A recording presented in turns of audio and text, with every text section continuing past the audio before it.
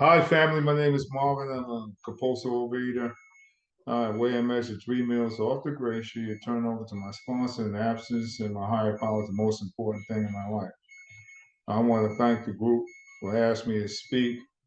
Uh, the sunlight of the spirit, right? And that's correct. And I was trying to reflect on that, because I do some, meditation readings and stuff like that. And I want to graduate Phyllis on her, 19 years. That's how she remembered my anniversary. And Stephanie and everyone that do service at the group that asked me to come share my experience, strength, and hope. I completely forgot. Luckily, Stephanie reached out to me and reminded me. And I said, "Oh boy!" And this is my other program anniversary. Without that program, I would never found GSA. I gotta, go speak. Someone asked me on Monday, dinosaur. I don't consider myself a dinosaur, but I consider myself a long timer in both programs, and I'm truly grateful. Just to tell you a little bit about myself, I came around 3/17/92, and so I'm on that 4 month countdown of 32 years, and I'm truly grateful. It's the most spiritual thing I do 3 times a day. I'm one of those individuals that, come from big numbers, break out in fast food restaurants and stuff like that. And food was definitely my first love. I found other things, before I found out that I suffer from the disease and of compulsive overeating that consists of bulimic and anorexic and all three together because I don't know which one I'm going to be each day. Uh, uh, if you don't believe in God, it's definitely this is a God given for me. God, good early direction. Um, when I came in, I went to a meeting, 74th Street between uh, I think it was second and third. I'm quite sure.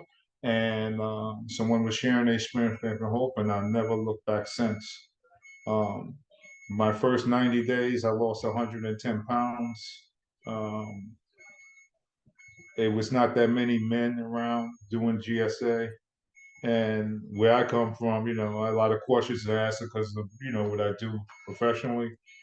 And I was, I said, I don't know if I'm going to stay with this because I'm starting to feel sick and dizzy and stuff like that.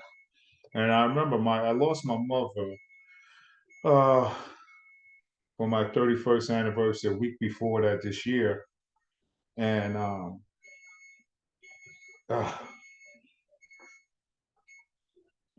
she was my spiritual advisor. She always believed in me. I didn't know what my mother seen in me. I know I was her child, but she seen something special in me that I couldn't see in myself. And I was not able to tap that until I put the substance down. And even being in another 12-step program prior, I still was wondering why I did not love myself. And even though people was trying to love me, um, I didn't know how to accept love. Then I come in and I start doing something with my food 3 times a day, no in between. And then I start to get a little bit in tune of who I was. So I just got, it's just it's not a strange, it's just a spiritual thing because humanly, I'm imperfect and I'm going to act off of shortcomings. I'm going to say things that's not too popular. And because this is a place where we help save each other life. This is not about me. This is about we. I don't know how many times I could say because it wasn't for people like y'all. There's no way in the world I could stay abstinent. It's not going to happen for me, right? And so it's very important that I stay involved. So right away, I said, look, I'm getting answers from this other 12-step program about the way I looked. And at that particular times, and it's the early 90s, so you know what they're thinking with the late 80s. So what kicked in, HIV, AIDS, they didn't know the difference. People wasn't educated about it. And I got tired of those questions. Forget about me waiting to measure my food in front of someone. And I made a decision to say I just need to build a foundation here and tap there so those two people they could walk by me, don't recognize me. And because I'm like a loner, you know what I'm saying? So I had to get involved with service. for me to open up to people, to really, to basically to get to know myself, because I didn't know who I was, you know. And this went on for a minute, but I'm just truly grateful that I made that decision, you know. Um, you know, there's a lot of good things that's happening also. You know, I'll be a grandfather in a couple of months, and then my first grandchild. Oh, the middle name would be my name, Marvin. I'm truly grateful for that. And I told my daughter, I just want to have a healthy child. That's all that matters to me. But this is how these things turn around. I have, you know, all my children are, you know, in school. She decided to go back.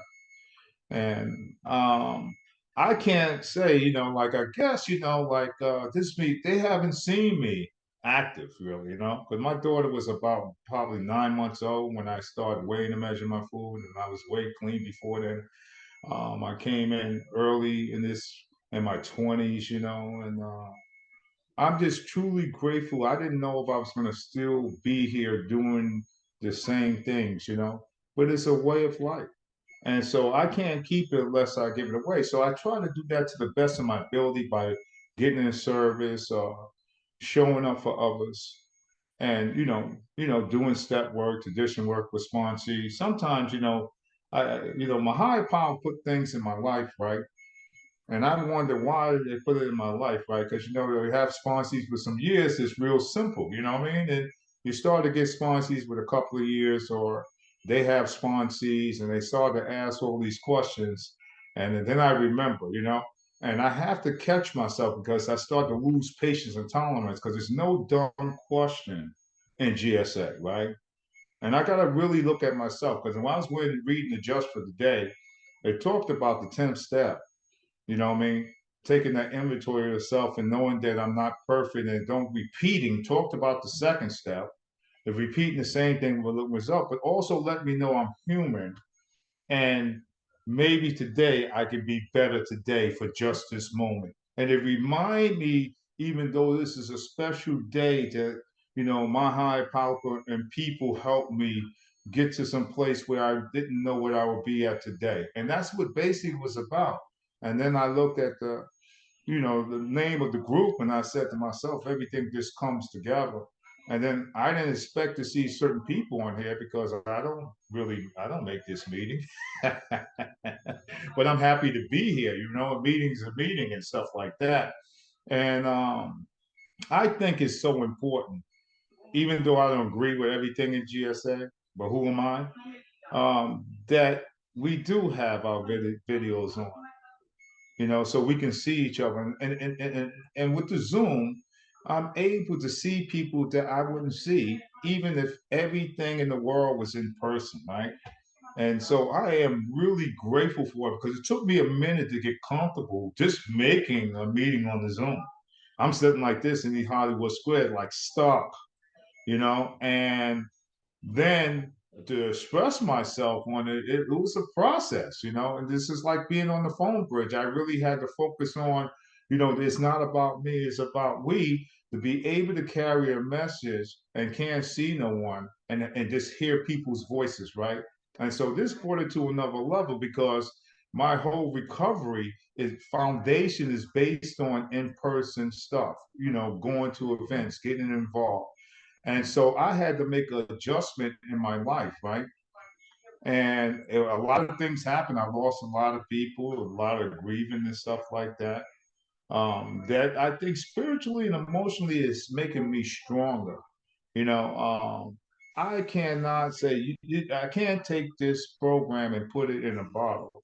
But what I can do is that whatever I have for that moment, try to give it away to the best of my ability. That's all I really have to offer for that moment. And I don't know where what I'm going to share because I'm one of those people. Unless I'm going to start doing definitions or we have a topic, and I'll start looking at stuff, and then I'll bring it how it works because it says experience, strength, and hope. So the experience, strength, and hope have to come from me, right? Even though I'm reading a book or reading literature and stuff like that, what is my experience? What is my strength? What is my hope today? No matter what, no matter who, eating, in between doesn't make sense to me no more. And the reality is that we suffer from the disease of compulsive overeating, and the natural thing for compulsive overeaters to do is eat. So to come together, any way we come together, if it's a phone bridge or it's a Zoom or it's in person, and don't eat is a miracle in itself. So each moment Excuse me, I cherish it. Marvin. Excuse me, honey, but that's the first 10 minutes. All right, thank you. Um, so now I have 5 minutes left, so I just want to try to get into, like, so it's important, for me to, the newcomer is the most important in the meeting. The level of service, the most powerful thing is a meeting. If it's a phone bridge, it's a Zoom, or it's in person, that is the most powerful thing in the service structure of a pyramid, right? And so it's so important that I stay on the group level and remember who I am and where I come from. As you start to do, and I start to do levels of service, I have to be reminded of that. You know, um, we all are equal here. We all the same here, but we all do things differently.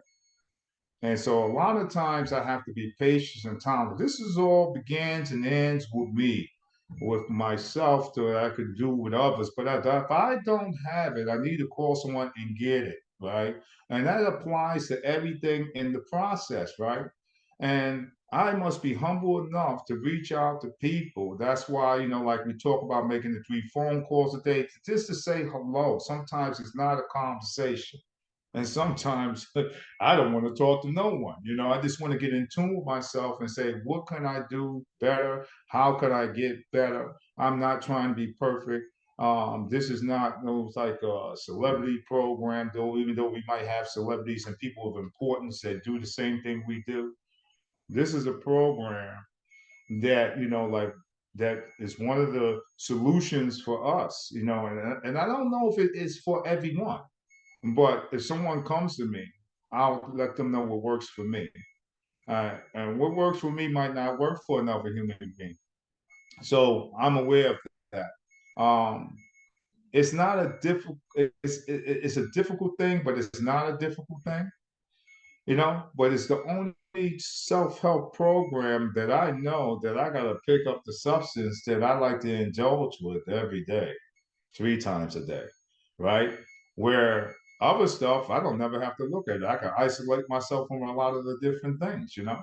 I don't have to go into a bar. I don't have to go into a drug spot. I don't have to do none of those things. But I got to go into the refrigerator.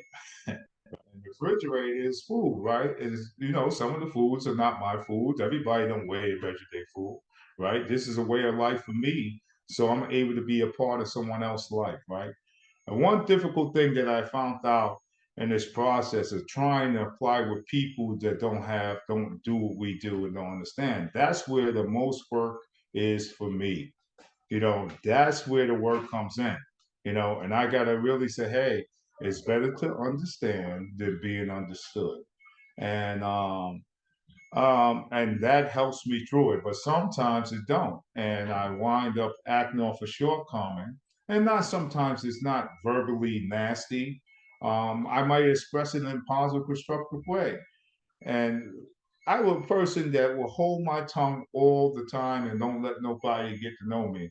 I come in here, I start weighing and measuring my food. All of a sudden, I gotta let you know everything that disturbs me because you taught me that. But I still have to have a filter with that. So what I try to do is practice that to the best of my ability and filter that out with y'all. So I'm able to filter that out in the world and are able to apply these things in all affairs. I can come up here and sound the most spiritual person in the room, and after this meeting, I'm the most insane person that's walking around. So I try to keep it really simple, even though I know I'm not an insane person walking around, but I have to take that inventory of self when those behaviors that are still a part of me start to creep up. And that's why it's very important with the sponsorship and stuff like that. Turn my food over, talk to someone. My sponsor don't want to share no recovery-based stuff. Talk to someone that likes to talk recovery-based, do some step work, get in tune with oneself, and become a better person for that moment. Thank you for letting me share.